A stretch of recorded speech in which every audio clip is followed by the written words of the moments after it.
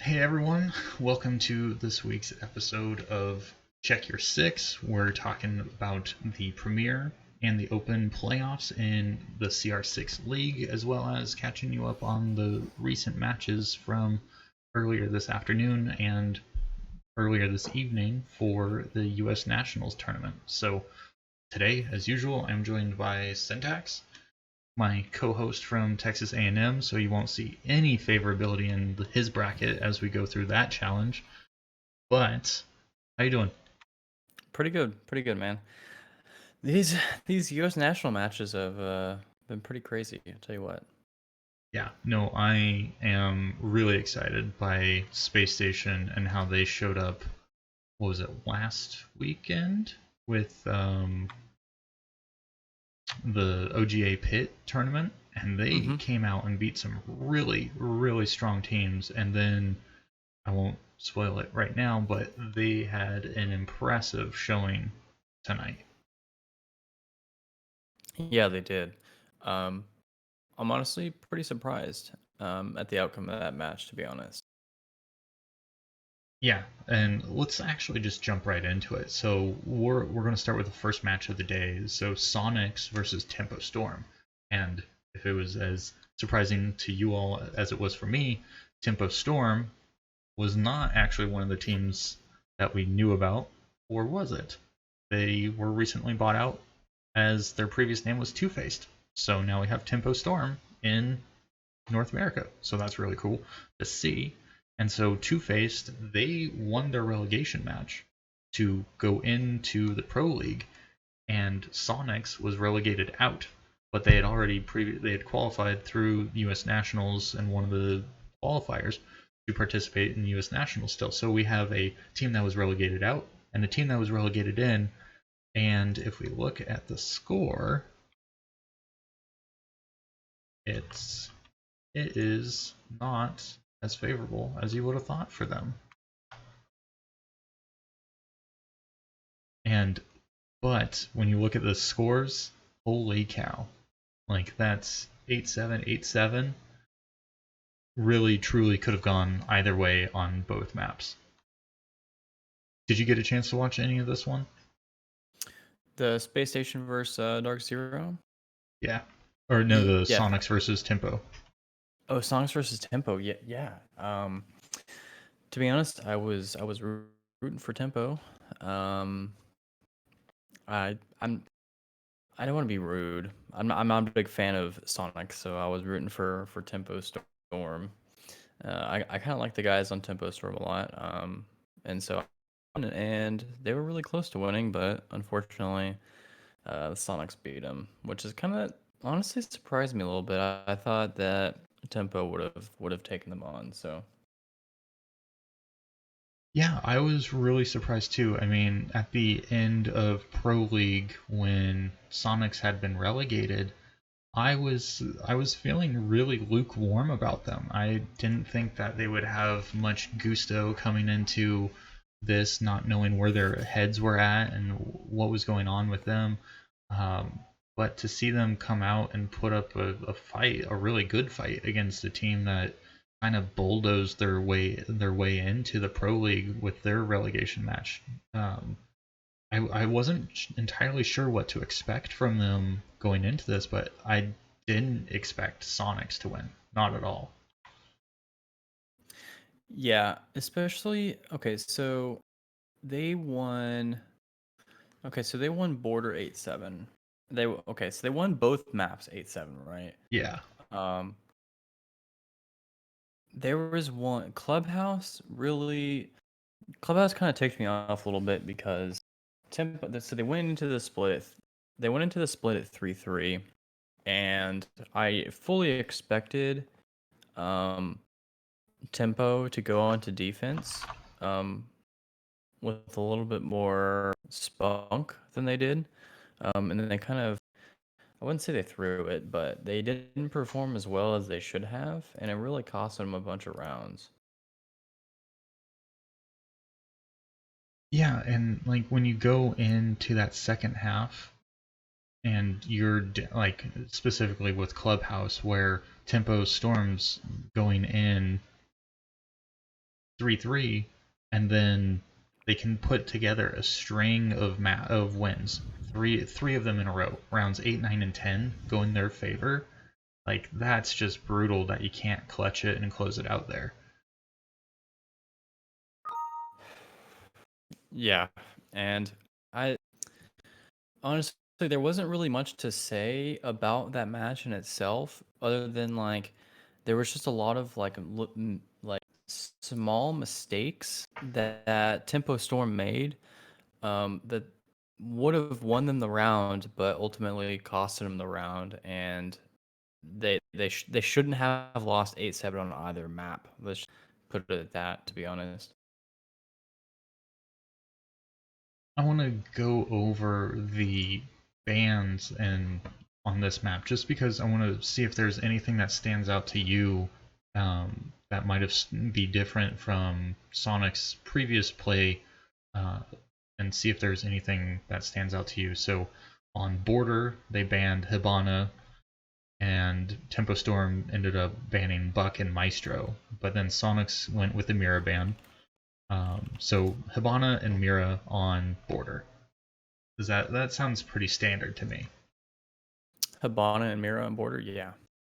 Um, the reason being is Hibana can, especially on Border, Hibana can open up little tiny lines of sight around the entire map that can really be a nuisance on the defense. And so banning Hibana um, is a pretty smart move on their part.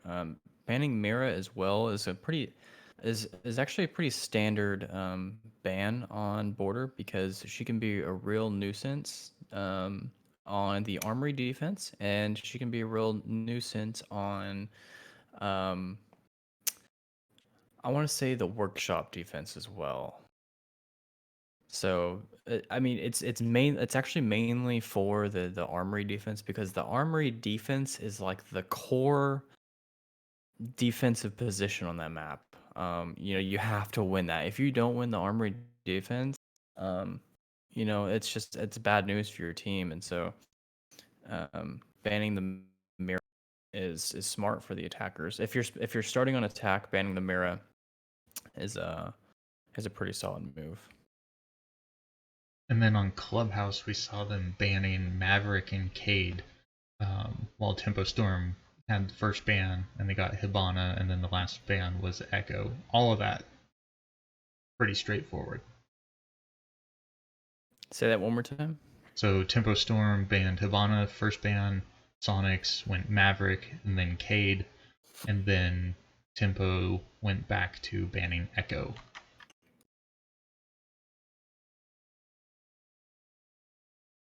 For you said Clubhouse. Clubhouse? Yeah. Oh, I was looking at the wrong one. Okay.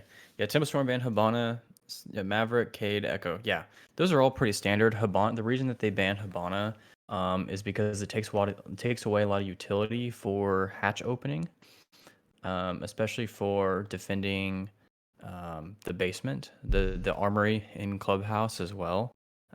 If you have a Hibana if you have a Hibana and a Thermite, having that double breaching utility is going to help immensely for attacking that site. And if you ban Hibana, you're taking away that hatch opening ability because usually if they have a Thatcher and a Thermite, what happens is they use the Hibana to open up the hatches, and then Thermite will save his charges for the church wall, so they can get the church wall open and just walk in and plant right there in church. So taking away the Hibana is a pretty big move. Taking away the Maverick, banning the Maverick is a direct response to banning Hibana. The reason that they're banning Maverick is because Tempo Storm banned Hibana, and in doing so, Sonic was like, okay. So usually teams will say, okay, we're gonna ban this operator, but if they ban this operator, then we're gonna ban this operator. So it's a direct response. So Sonic's banning the Maverick is a direct response to banning Hibana, because whenever those Hibana players are taken out of the game, they switch over to Maverick, which is another breaching opportunity. And so they're like, we don't want them to have that opportunity as well. So we're gonna take away the Maverick. And then Sonic's banned Cade. Um, the reason they did this is because they banned the Habana. This is okay. This whole banning phase right here was a whole back and forth, and then Tempo Storm banned Echo. Um, I think that was just because they don't want to play against Echo, but the Maverick and the Cade, or the Maverick and the Habana and the Cade were all kind of back to back chain reaction responses. So Yeah, I mean that makes sense to me. I mean, after Hibana, if you want to avoid the tiny little holes that'll lead to a gotcha, Cade is a great or Maverick is a great one to get rid of. yes, absolutely. Um, Also, Maverick is a good one by default to get rid of on Clubhouse because defending cash, um, he can he can Maverick the upper part of the cash wall and then Maverick the bottom part of the cash wall, and it becomes soft, and then you can just Sophia charge it or bucket, and it will just come open even needing a hard breach. As we're talking, I'm looking at the stats, and one thing that really surprised me is that Tempo Storm has 5 collective 1vx's. And again, I wish I knew if it was 1v2, 1v3, 1v4, but having 5 of those is pretty nuts. But then on the flip side, if you look at Sonics, they had one of those, but then they had 5 plants. They were able to get on site and plant 5 different times. I don't think that the 5 1vx's that Tempo won were the 5 planting maps or 5 planting rounds, but it kind of parallels each other. Tempo having more of that aggressive in your face gunning you down strategy, which we saw them win in relegations with, while Sonics, it almost feels like it was more of a passive play than how they were playing. They were playing more strategic and going for those plants, or like they actually had that purpose of getting on site and planting and not so much trying to outgun them. Because I mean, Tempo Storm show themselves as some really aggressive and extremely talented gunners. Yeah, to be honest, I would say with Slebin and Gomfy, being on the Sonics, I would say that their fragging power is probably on par with each other. But the thing is about Tempo Storm is, I had gone back and I had watched a lot of their VODs, for various reasons, and I've noticed that Tempo Storm, or Two Faced as they were, they rely heavily on winning rounds from their gunfights. They rely really heavily on their gun skill. Um, they're not really in it to plant the bomb, um, unfortunately. And the Sonics were. I don't think they were messing around. Especially with it being this big of a LAN. They weren't messing around, and especially after being relegated, I think that they really needed to show up.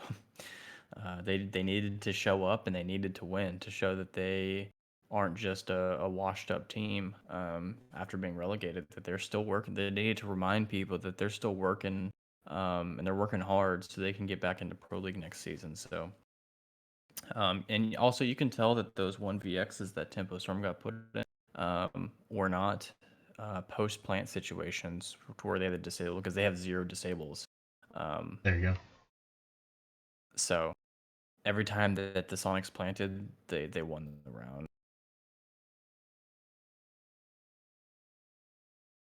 I guess the stats are all up, but it looks like if I go round by round, it looks like the for all the planting that they got down, not a single round was won by defusal or by the detonation.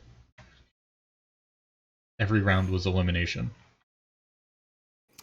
Yeah, and that happens.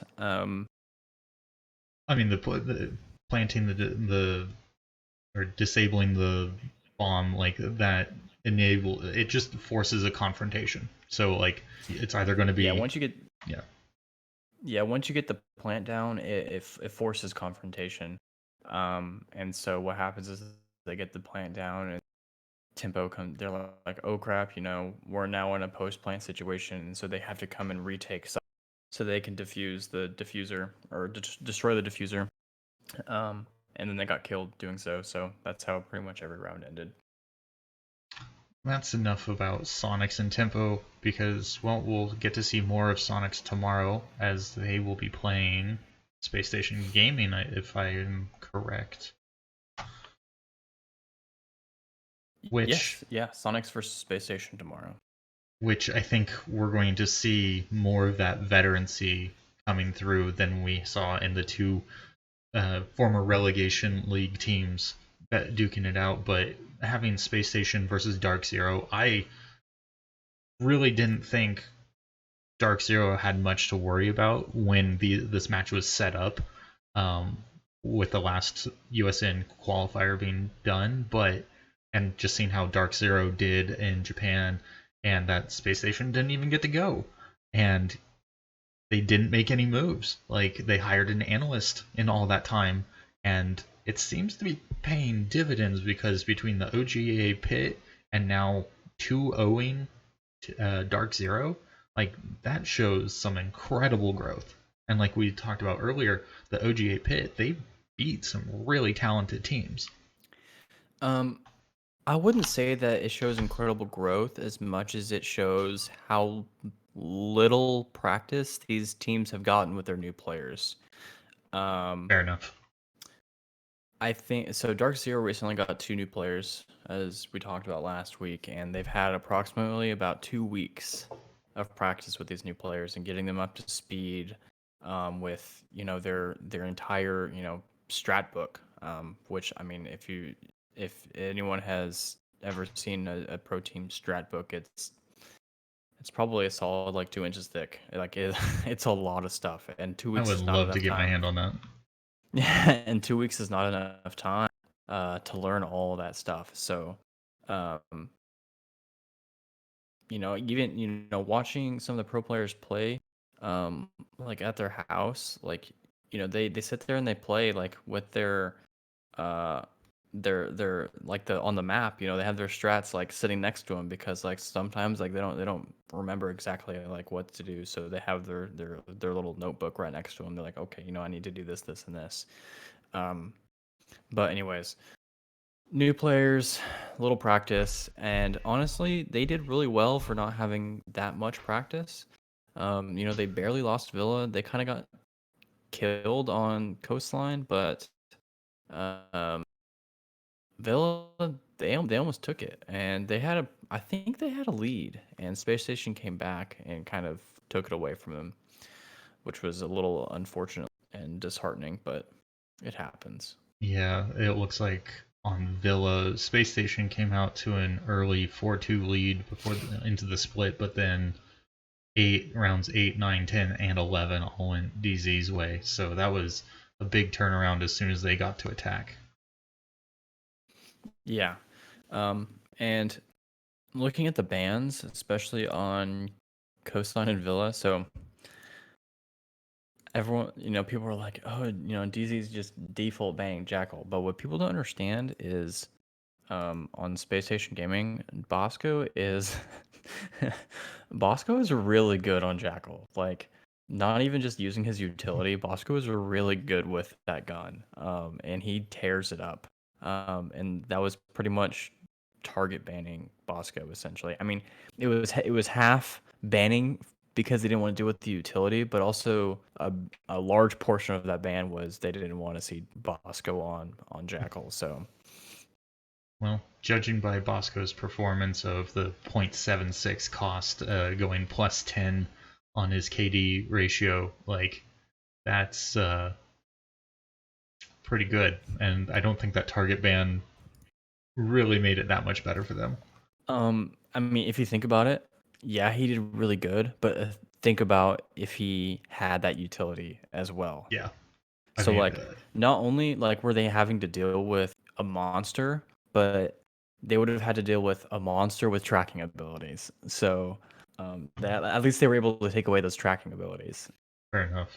But I mean, and by no means am I saying like he like underperformed, and like he did some pretty phenomenal work, and I mean, in fact, it was Bosco clutching out the 1v2 in the very last round in overtime that cinched it for Space Station Gaming. So his 25 kills is absolutely nothing to scoff at, and yeah, maybe he would have peaked 30 had he had Jackal. Yeah, there's pretty good potential for that. What I was really impressed at is both Eclipse and Skis show up. They showed up showing up. Like this is their debut match with DZ, and they both top fragged, while They, the veterans are sitting are sitting comfortable on the bottom there, which I thought was kind of funny. But Hot and Cold and Mint both um, underperformed, which was pretty unfortunate. But I mean, it happens. I mean, Hot and Cold, you kind of expect to have a lower KD because he's a support player. Um, Same with Mint a little bit, but they kind of got destroyed. Space yeah, Station kind of stuck it to him, unfortunately. yeah. Would you say Hot and Cold's performances are usually a little hot and cold? um, Honestly, no. I would say that they're actually pretty consistent. Matt, or Hot and Cold. Matt is usually usually a pretty consistent player. Whether I don't think he's ever like super negative or like super positive. Like, he does have his matches where he goes insanely positive, but for the most part, he's actually a pretty consistent player. So seeing him perform like this is a pretty solid rarity. I kind of wish that there was a better stat for really showing off the support role. Because it seems pretty consistent that the support player is down on the bottom of the scoreboard or near the bottom. They're certainly never on the top, at least not in these pro matches, but then you don't really get to see what they were providing for that round. And like not knowing what their support operator is round to round and what benefit that caused. Um, yeah, that's a little bit of a bummer that it just seems like it highlights that the support role is really that thankless job. Yeah, it really is. They try and give the support guys um a little bit of love with cost, but it still doesn't really tell the whole story. If I'm gonna be honest. Yeah, I would agree. Um, so, I mean, this just sets Space Station, my expectations for Space Station Gaming going into the next Pro League a lot higher. I mean, we can say that Dark Zero was learning to play with new players and that they had very limited practice time, but that doesn't take away from the fact that Eclipse and Skis did come out and they performed. And it wasn't perhaps it wasn't so much the actual performance as it was the teamwork involved that needs to improve there. But for Space Station to come around to a org like DZ that was so powerful even in Japan, it's just impressive to see Space Station turn around like that. Yeah, I agree. So I think so. Space Station plays Sonics tomorrow, and then um, Reciprocity, who just beat Luminosity, um, which was also a really good match. I don't know if any of you guys caught that match, but the Reciprocity versus LG match was really good. So Reciprocity won, and then the winner of the match is actually currently going on right now, which is G versus TSM. Whoever wins that match right now is going to play Reciprocity tomorrow. Um, I don't remember what time. Let me see if I can figure it out. It'd be interesting to see Reciprocity versus EG as it was Reciprocity's record who put them over EG going into Japan.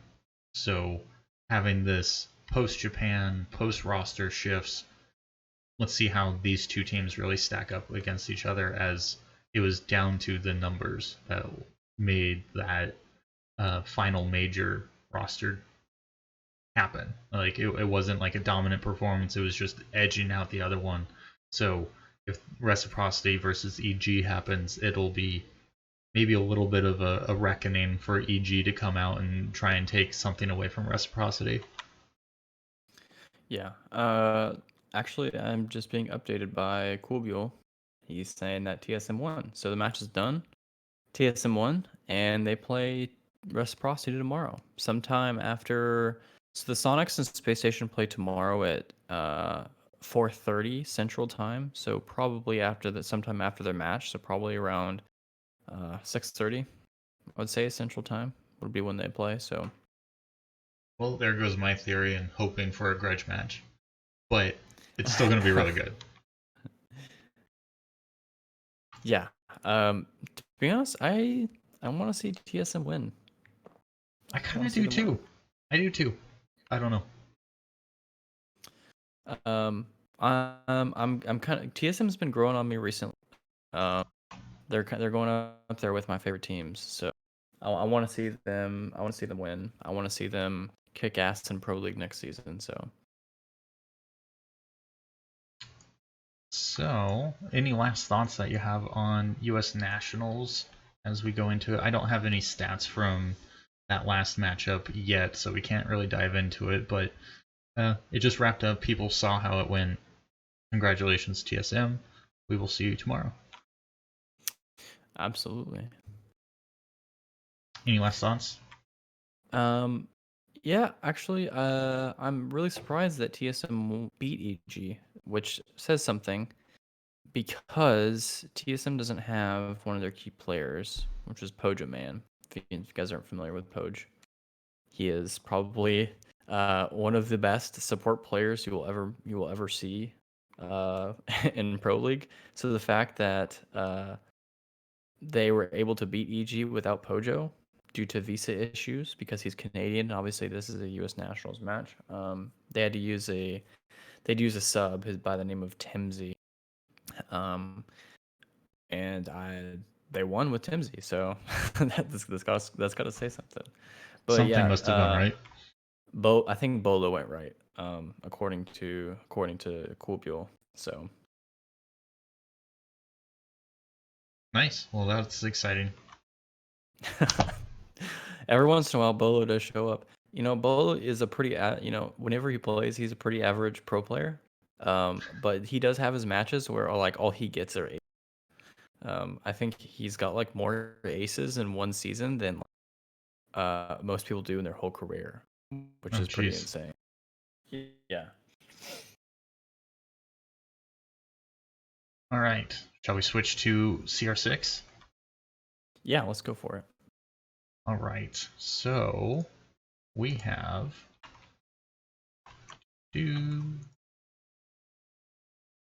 Pro League, or not Pro League, Premier League, and the Open playoffs going on right now. We're through round 3, or through round 2. Rounds 3, 4, and 5 will be going very quickly over the next few days. And we'll hopefully crown a champion, I believe, Sunday. So that will be good. I'm hoping for a stream. If anyone gets in on that stream or gets to broadcast that, please let me know, and I will be sure to tune in. But I'm going to have to rely on the network to show that off. But let's go through how things. To clarify for the viewers or any listeners, you're saying that the are on Sunday. I'm hoping they're on Sunday. The last I saw was that they were going through the 14th, but seeing as we have 3 rounds of the tournament left to go, I don't think that's all wrapping up tonight down to like the last single match. That would be like 2 or 3 rounds going in tonight. Okay. So I'm assuming Sunday. We'll make the safe assumption that it's Sunday. Okay, so Coolview was saying round of 16 on Saturday, round of 8 due by Wednesday. Semis and grand finals are scheduled by the teams. Oh, well, there you go. Okay. Who knew all the players having all the information? But let's go through this. So we see Akron, number 1. They were 4-0 in the phase 2, so they're comfortably sitting at the top, having only played 64th and 33rd, and now they go on to 17th. But there was a bit of an upset early on, or it wasn't an upset. We actually have a message from one of the players of UNC Charlotte, so I'm going to play that real quick, and that'll explain that matchup and how that broke down.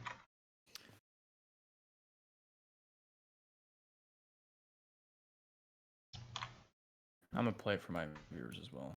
Okay, sounds good.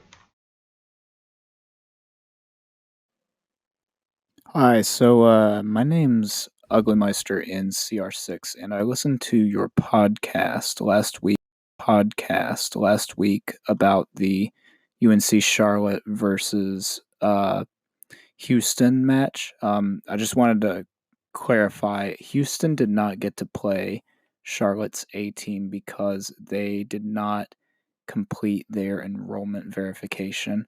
I didn't know if that was something you wanted to clarify in your next podcast or whatever, but I figured I'd let you guys. So, 2 things out of that message. The first thing is last week we talked about UH kind of falling behind and losing the matches. They didn't lose their match last week. They forfeited. Well, I mean, they did lose, but they didn't actually play the match because they didn't quote unquote finish their enrollment verification. And that brings us to the second thing. So we had talked about a couple episodes earlier about there's being some controversy with University of Houston, and one of their players not actually attending the school, and then playing off of another person's identification. From what I understand, so it was a player by the name of Panda.uh. Panda is now banned from CR6. And the rest of the team, I don't know if they replaced him or not, but going into these playoffs, they were, because of this whole situation, they requested a re-verification of everyone to make sure that everybody was actually attending their school that they were playing for. Well, it turns out that UH didn't complete their verification, so they had to forfeit their match. So take that as you will. I'm not going to accuse them of anything. Just take that as a grain of salt. But UH is now out of the count, and I think the team that they were playing, Charlottesville, is that what he said? UNC Charlotte. Yeah. UNC Charlotte's going to move on, so. Yeah, unfortunately, that moving on. And actually, first, thank you, Uglymeister, for the tip and for letting me know and leaving a message on the podcast. It's really appreciated, as you guys definitely seem to know a whole lot more about what's going on than I do. And it's good to have your help making this podcast. But their run, UNC Charlotte Team A, didn't have much more of a run as they ended up getting 2-0'd by Ohio State just in that next round. So we actually have Akron versus Ohio State in the round 3. Let's see what else. There was actually quite this upset. UBC Gold, so University of British Columbia Gold, ended up getting 2-1, losing 2-1 to UAH Charger Blue. I don't remember that school off the top of my head, but that was a team that was in the main division, the main league, who came up as they were one of the top teams in that league that got to be brought up into the premier playoffs. So this is the case of the underdog definitely coming through and beating one of the top teams. Like, this was number 8 overall in the entire 212 teams that were participating. So number 8 just lost to number 40. That's a pretty big deal. I don't think you, myself, or Railgun, one of the community members who sent in his bracket, I don't think any of us chose that to happen.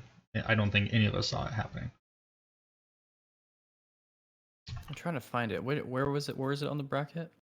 Match 35. Oh, yes. Yeah. And, I mean... British Columbia losing to, what was it? AH? UAH? UAH. University of... I gotta look that one up. Like they weren't on our radar. They are But now. they are now. They took down British Columbia, who has been reported to be a pretty good team. So seeing a number, you said number 40. I gotta Yeah. zoom in. Yeah, number 40, beating UBC is actually pretty big. So I'm really curious to see how far they get. But it gets better still. Number 9, ASU Maroon, lost to 41st Ole Miss Red 2-0. So it's even more drastic of a loss there. 2-0, and it's funny that it's 8th and 40th, and then 9th and 41st. And both of them had the 40 and 41st ranked team beating the higher seeded team. So going into that next round, it's 40th versus 41st. Uh, 1 second. Cool Buell is saying that the match that we just talked about was a forced forfeit. Boo. ASU and them agreed on default. Oh, this is the ASU and Ole Miss game. Oh, I see. Then default got delayed.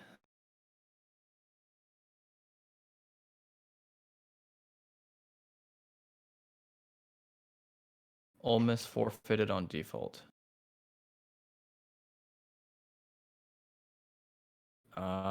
It's the old classic. Change the times and try to get the other team to miss it. So the 2-0 in Ole Miss's favors is not actually true? Yeah, Ole Miss. Okay, so Ole Miss forfeited on default, then Ole Miss complained, and then ASU couldn't play on Monday or Tuesday, which they had to, because they were due on Tuesday night, I think. Yeah. Oh, okay. Default got okay. So ASU and Ole Miss agreed on a default time. Agreed on the default time. So there's a set default time you have to play on. And then default time got delayed, and then Ole Miss had to forfeit. And then they complained because probably some circumstances. And then the staff gave into it, and then they had a choice of either they had to play on Monday or Tuesday, and then ASU was like, wow, okay, that kind of screws us because none of us can play on Monday and Tuesday. So ASU had to forfeit. That sucks. That really, really sucks. Well, that's unfortunate. Well, we need a governing body that works with every university and have every university really buy into this esports thing. That's all we need. See, this is progress. Yeah. I mean, it's still, even though this is like what, the third season? Yeah. It's still a work in progress. Not everything is going to be perfect. The system is still flawed. Probably a little bit more than it should be, but what can you do? And you're going to run into problems like this, and especially as college students, that this is the problem with running the season into like after finals, like during finals or after finals, is because after finals people, like I guess college kids, parents buy them plane tickets home, so they have to go home. They can't be like, like, hey, I can't take this flight home and come see you guys because I got to play this match. These students are going to go home and see their families. Or they're going to say, I have to take a final that day or the next day. Like I can't afford to. So, we had, me and my team, when I was on the team, we talked about this, saying like everything needs to be said and done like before finals. Because like during finals and after finals is just it's a shit show. Yeah. Because of everything that's going on. And I think that they need to try and get everything done by finals time. So then that gives them, they don't have to worry about these matches, during finals week. They've already got the stress of having to take these insanely hard finals and then having to deal with, going home, scheduling stuff going home afterwards. So Yeah, I mean, we saw a similar problem last season with spring break. How different colleges have spring break in different weeks, and it's the end of another semester or quarter, or it's somewhere in around that area for some schools, and so like it's problematic having all these breaks and like the timelines of these things. It we have to figure out a better way to do this, but in the meantime, we'll keep going through this bracket and we will help contribute making this thing better. Let's see. CSULB took on Trine University in the first round, beat them 2-0. They beat Angelo State 2-0. And so they're on to play New Jersey Institute of Technology, which I think everyone saw coming based off of beating the 52nd seeded Longhorn Gaming Juniper team. I don't know what the JUN means, but it's one of the Longhorn Gaming teams. But I think there's a fan favorite running with Grand Canyon University, and to have them get 2-0'd by NJIT was a pretty big fan upset, I would say. It was 13th NJIT versus 20th Grand Canyon University. oh yeah, NGIT beat them. Was that New Jersey Yeah. Institute of Technology? I'm assuming. Yeah. Beat out Grand Canyon. Yeah, Yep. I expected Grand Canyon to go a little bit farther, Mhm. but I've never heard of NGIT. I guess they're a good team. They beat out Grand Canyon, and they're moving on to play CSULB Yeah. in this upcoming round of 3. So, or So round 3. 4th versus 13th, and I mean we saw 8th lose to 40th, so stranger things have happened. So if we see NJIT take out CSULB, they're going to be one of those front runners come the spring season. Yeah. As we keep going down the list, Iowa State University lost to University of California San Diego 2-0. As far as we can tell, maybe it was another forfeit. I don't know. But as we keep going down the list, this was one match I wanted to call out and hope that was a legitimate 2-0. Is that 12th seeded FIU lost to New York Tech, 53rd seed. So that's 53rd out of 64. And so my assumption is that that's a forfeit. But then they also went on to beat St. Clair College, which was 44th seed. So they have some play in them, some life in them. So we'll have to see how that really pans out. I think their real challenge is going to be UCSD. I think that's going to be that real meter to see if they really had enough gas in the tank to push through all these opponents. Yeah. Well, to your liking, apparently it is legit wins. Sweet. I will take it. Now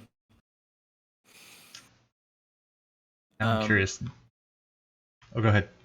I think there should be a way for us to find out if it's a legit win or if it's forfeit. I think there's an actual I need to find it again. There's a Google spreadsheet that shows each player's stats for the week. So if they don't have any stats for that week, obviously, but they have a That's win, true. obviously it's a forfeit. So I just wish Battlefy had a giant F to show me that it was a forfeit. Show me the team that forfeit, and the other team moves on. Done. Yeah, I wish there was like an indication saying that like a match was a forfeit or like a default win. Yeah. The As we spreadsheet isn't being updated for playoffs. Why not? Why would they not update the spreadsheet for playoffs? I feel like that's like when you should start updating the spreadsheet, you know? I think every player that you seem to have in your chat needs to just start DMing me when a match finishes and they know the score, and I'll put out a weekly here's what happened. Almost like a podcast, but in text form. You hear that, chat? Do that. As we keep going through this, because there's still a lot of games to play, UCF Alpha Team number 2, also 4-0 in Phase 3. They're cruising through their opponents. Wisconsin Red, no chance. KSU Gold. They took out Texas A&M Bravo, so hey, they were slightly underseeded and they beat Bravo. So I mean, we know A&M is a good place to go for R6, so there was some talent there. But UCF just continuing their tradition of domination. One thing that ended up catching a few of me and Railgun in our brackets was that UW Whitewater lost to UF R6, which kind of blew up my bracket a little bit. So I'm a little bitter about that one. CU Colorado University Boulder Black. I don't think there's any balking at. This is a solid team, and to see them go through UTSAA and Michigan Technological or Michigan Technology something 2-0. I think that makes sense. I remember that team because when we played them last season, their team name was like MTITC or something like that. I'm like, what in the world does that stand for? And they're like, Michigan Technological Institute of Technology College. I'm like, what in the frick, dude? Like, I made that up, but like, it's something ridiculous like that. I don't remember what exactly the name is, but some of these schools need to kind of rebrand and rename because it's a little nuts. I think this upcoming match is the one that I least expected to happen because UGA Red. UGA has just been a solid competitor this season, last season, even when I went back to season 1 stats to look it up. UGA has just always been there. And I mean, they're 10th seeded. And they lost to 42nd Champlain College. 2-0. Yeah. Ouch. Well, I mean, they beat Auburn, and then they go on to beat UGA. UGA is.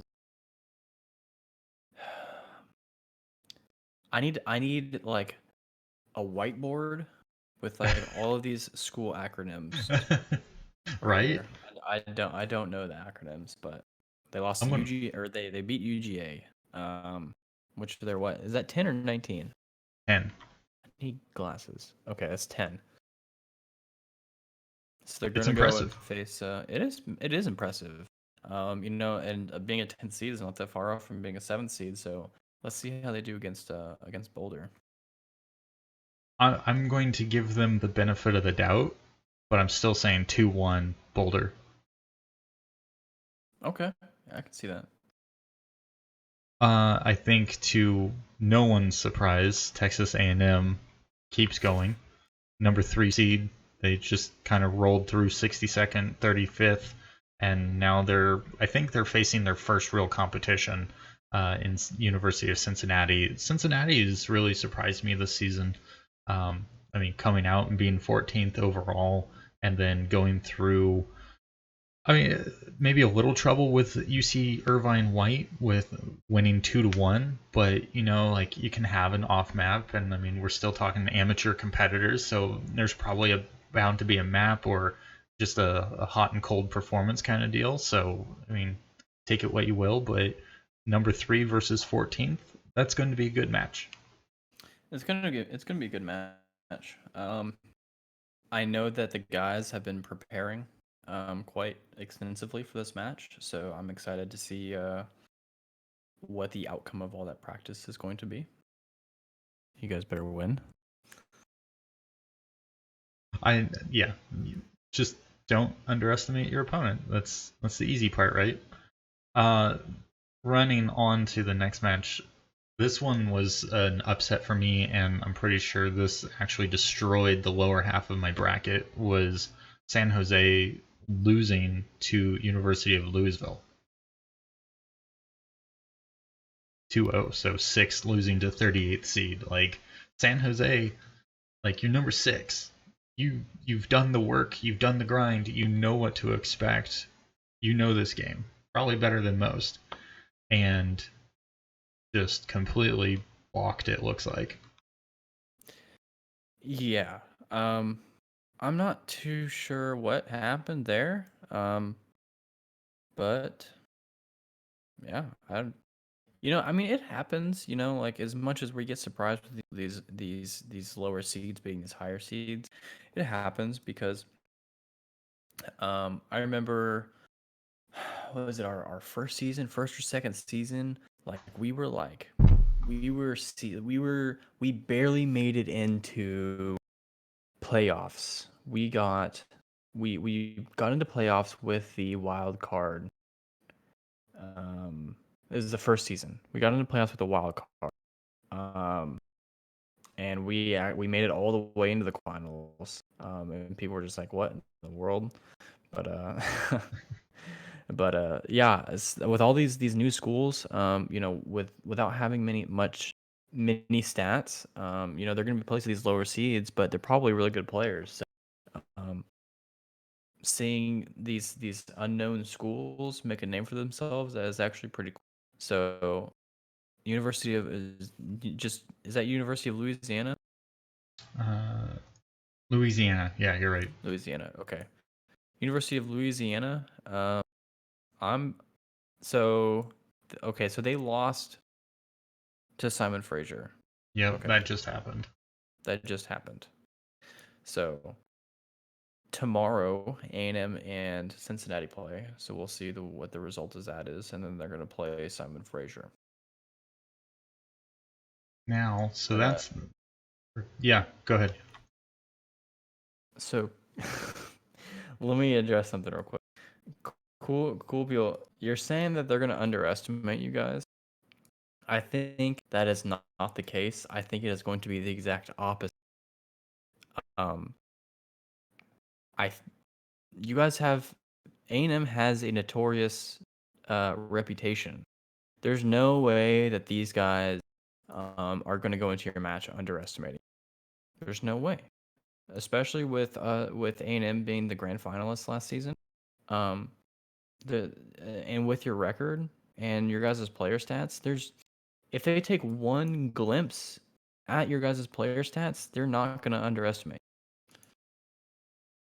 Yeah, I mean, just look at the teams that you have beaten, and then if they look at the stats on the what was it, the one game you lost to UCF in the last week of Phase 2, and see how close that game was, there's no way that they can underestimate you. There's just like that would just be a sheer incompetence if they did that. With a sub, yeah, they did have a sub. Well, stop it. UCF match. But either way, if they take a look at your guys' player stats sheet, there's no way that they're gonna underestimate y'all. I think you guys before playoffs, since they stopped updating it, I think before playoffs you guys had some crazy player stats. yeah. See, you said you have a 3.0 KD for playoffs. There's no way they're gonna underestimate. Yeah, this is not the Texas A&M show. You all quiet in chat. All right, let's move on. Enough of that talk. So I do want to show off. So it was my open bracket that is in shambles, but I will show this off real quick. I hope it's legible. But we can see that I'm actually doing fairly okay. Oop. I missed the Charlotte pulling through. I was taken aback when ASU lost. Iowa State, I just went for it. UGA, yeah, thanks, buddies. I did not appreciate that, but if you can follow my dots, I actually have a Akron versus Texas A&M grand final, though I give it to Akron. So maybe I am underestimating y'all. Deal with it. Hey, you said there was a bracket that had Akron and A&M. You said it was your bracket? Yeah, that's my bracket. Okay. So and then losing to Akron? Losing to Akron. Mine's the exact opposite. I have Akron A&M final, but A&M winning. It's a coin flip. We'll have to see who shows up and who's playing with a sub. Akron. I just caught that. I just caught that. But I've watched Akron play, and seeing their play style and kind of breaking down like the things they do. I personally think that A&M is going to be Akron. Yeah, I have actually been keeping tabs on Akron, so. Well, there you go. We have an analyst for Texas A&M working the boards, working the stats. But I do want to give a shout out to Railgun in the community. He sent in his bracket, which is up on my stream. He actually calls out an Akron UCF grand final. He had Texas A&M losing to San Jose, which of course San Jose did not even make it to that round. So his bracket is definitely kind of torn apart by his GCU pick early on and having them go the distance, go very far into it. So that's unfortunately put his bracket in shambles. But definitely thank you for sending your bracket. And for any of the matches that haven't been completed yet, and if you still want to join in and see if you can get your bracket up on stream next week, I am happy to still take your brackets for what hasn't been done, and you can send those to me either on Discord or on Twitter.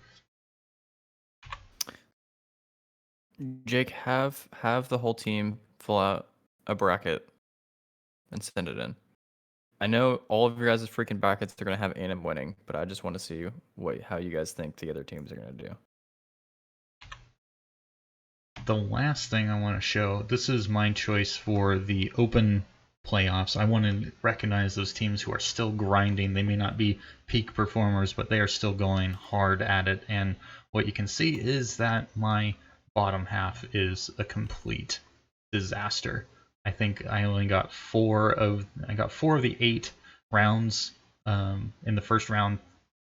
So 50%, not exactly great, but the problem is the one I chose to win and go far lost early on, and so that sucks. So that's how that's going. I wanted to show some love for the open league playoff teams that are still going at it, and just say, hey, you all are doing great jobs at making me look good when I look good, and look really bad when I'm wrong. And so you're keeping really consistent with my theory, my observation that as soon as you get outside of that top 12 team and you start looking at 13th versus 40th, those underdogs are actually cutting into a lot of teams' winning opportunities. So keep at it. The skill gap is not that far, or it's not that big. So keep going. Never underestimate your opponent, no matter what their round seeding says they are. Look at who they've played. Look at how well they've played. Find those streams if you can. I've found a number just by searching Twitter or searching Twitch, and just of course just post your streams in the channel on Discord, because it helps people like me make more content, and I would love to highlight you all some more.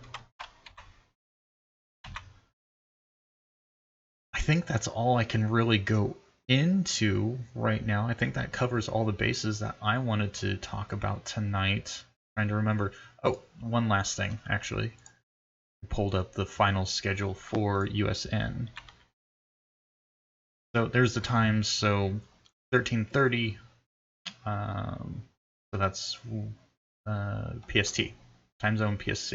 So 1:30 PST is Eastern Conference Finals. That's 4:30 Western Conference Finals, according to their website, but it sounded like you might have had different times. So if there's a website that has, or a Twitter tweet that has more up-to-date times, go listen to that. Probably more so than this schedule that I'm assuming was on a website that's out of date. But there's something for you. Championships on Sunday, and there's a creator show match. So support your community, show up, and be there in chat.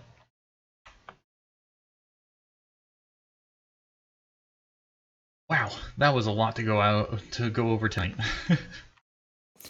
Yeah, it was. We were supposed to be doing this yesterday, but unfortunately, I had an insane migraine, so I couldn't really get on and talk. Otherwise, my head was going to explode. But I'm kind of glad we did it today because a lot of the U.S. national stuff went on, and we had some more updated scores for CR6 and all that stuff. So give us a lot more to talk about. I think what is it? I think this either we might do our podcast early next week, or we're gonna have to delay it because I am flying out to California on the 19th, which is next Thursday. So we will get that sorted out, and Joe will tweet it out when we go live again, or have another podcast. We might pre-record and upload it. So we'll see. Yeah, we'll see how it goes. We'll keep in touch. If we have to record early next week and there's not a whole lot of movement on CR6, we may just end up pushing it and just covering it once it's all said and done, and do one last CR6 show for the year, which will kind of bum me out. But in the meantime, until the spring season kicks off, if anyone wants to do a team interview and just play some casuals with me, carry my sorry ass around, and see how bad someone can play CR6 that you had no idea could play, feel free to reach out to me. I'm happy to play and get some recordings in, do a short interview before we play, but then just highlight y'all as a team and as personalities and who people are actually cheering for. So feel free to reach out and we can get something on the books to highlight some more CR6 style and personality until we get some more competitive matches going. And I highly encourage any teams out there to look into doing this because Joe reached out to us. I think it was second season. We did the interview with you as a team, and it was actually a lot of fun. So if you guys want your team interview and want to get your name out there, please contact Joe. He will do you a solid. I do try. So that's it for the show. Any last thoughts for you going into next season and maybe how you're looking forward to the new operators being incorporated? I can see Wami. I don't know how to pronounce it. People say it's Wami, people say it's Wami. I don't know. But either way, I think he is going to be a pretty. Oh wait, are you talking about the ones that they just got released out of quarantine? Goyo and Amaru. Right. Yeah. Okay. Sorry, confused. Goyo is going to be really strong. I personally think that they need to change something up with his stuff. I think either they need to reduce his shields by 1, or they need to. Someone suggested that they change the look of his shield so people know it's his shield from the front. While that's fine and dandy, I think that defeats the purpose of his gadget.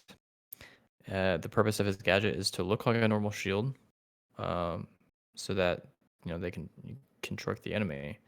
But I do think that they need to reduce his shield by 1. Having 3 of those things is pretty ridiculous because if like another person brings a shield, like you've got sometimes in ranked, like I go into site and there's like 10 shields.